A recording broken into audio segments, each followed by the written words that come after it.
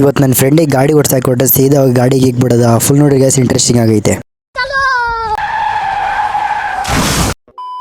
ಇವತ್ತು ಶನಿವಾರ ಇರೋದ್ರಿಂದ ನಮ್ಗೆ ಇವತ್ತು ಬೇಗ ಕಾಲೇಜ್ ಇರುತ್ತೆ ಅಂತ ಬೇಗ ಸ್ನಾನ ಎಲ್ಲ ಮಾಡಿ ಪಟ್ ಅಂತ ಹಂಗೆ ರೆಡಿ ಆದೆ. ಹಂಗೆ ನಾವು ಅಮ್ಮನೆ ಕೇಳಿ ಇವತ್ತು ಏನು ಅಡುಗೆ ಮಾಡಿದ್ರಾ ಅಂತ. ಅಲ್ಲೋಗಿ ನೋಡಿದ್ರೆ ನಮ್ಮ ಬೆಳೆ ಕಿಚನ್ ವಾಶ್ ಮಾಡ್ತಿದ್ರು. ನಾಷ್ಟ ಏನೋ ತಿಂದಿರಲಿಲ್ಲ ಅಂತ ಹಂಗೆ ನಾವು ಅಮ್ಮಯಿಂದ ದುಡ್ಡು ತಗೊಂಡು ಹಂಗೆ ಹೊರಟೆ ಕಾಲೇಜ್ಗೆ.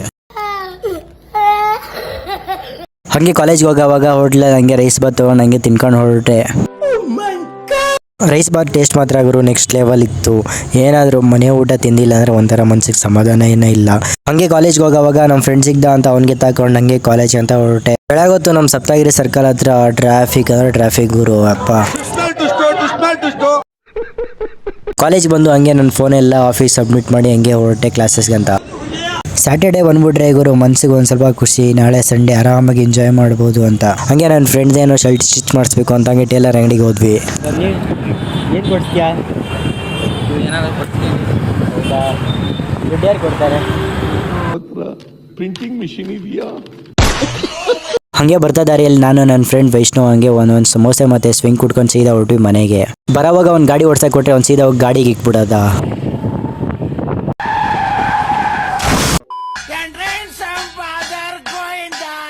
ಅದಾದ್ಮೇಲೆ ನನ್ನ ಫ್ರೆಂಡ್ಗೆ ಹಂಗೆ ಮನೆಗೆ ಡ್ರಾಪ್ ಮಾಡಿ ಸೀದಾ ಹೊರಟೆ ಮನೆಗೆ. ಇವತ್ತು ಮಾತ್ರ ಇವರು ಮಸ್ತಾಗಿತ್ತು ಕ್ಲಾಸಸ್ ಎಲ್ಲ. ಅದಾದ್ಮೇಲೆ ನಮ್ಮ ಫ್ರೆಂಡ್ ಅಭಿ ಅಂತ ಅವ್ರ ಏರಿಯಾದಲ್ಲಿ ಗಣೇಶ ಕುಣಿಸಿದ್ರು ಅಂತ ಬಂದೋಗು ಅಂತ ಹೇಳಿದ.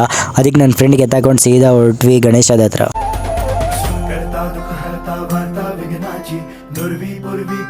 ಗಣೇಶ ನೋಡಿ ನಾನು ನನ್ನ ಫ್ರೆಂಡ್ ಹೊರಟ್ವಿ ಸೀದಾ ಮನೆಗೆ.